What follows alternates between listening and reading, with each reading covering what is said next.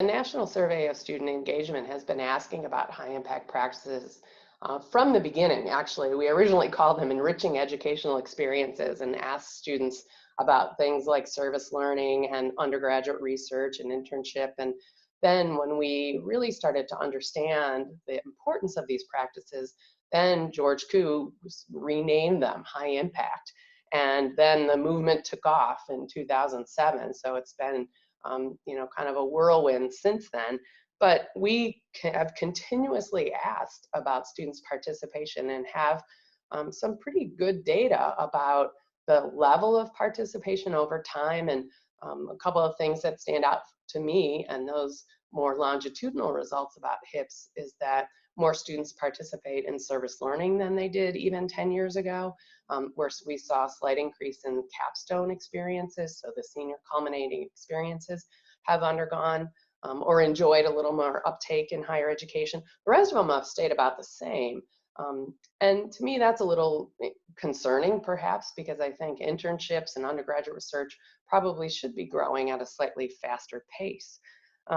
So, NSSE's been measuring these things for a long time, and we, will continue to ask students about those experiences, but they only get us at that participation level, that kind of what I would consider a fundamental level of understanding about high impact practices.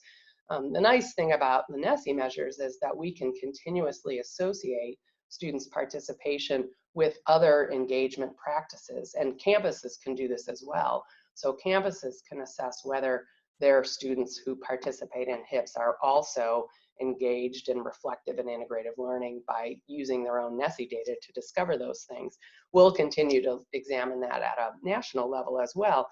But what we've decided to do with the HIP quality survey effort is to better understand the dimensions that make HIPS really high impact. So we are going about asking now students to report on the extent to which they're interacting with faculty in and outside of class in their HIP experience specifically, and how much they're interacting with their peers in substantive ways.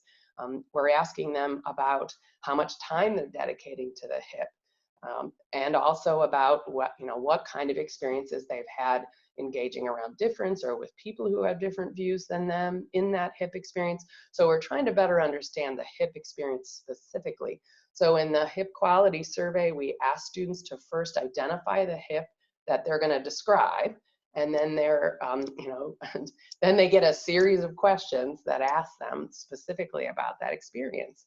So, from this, we hope to learn a lot more about those quality dimensions, and we're seeing a great deal of variability within that, not only in terms of between HIPs.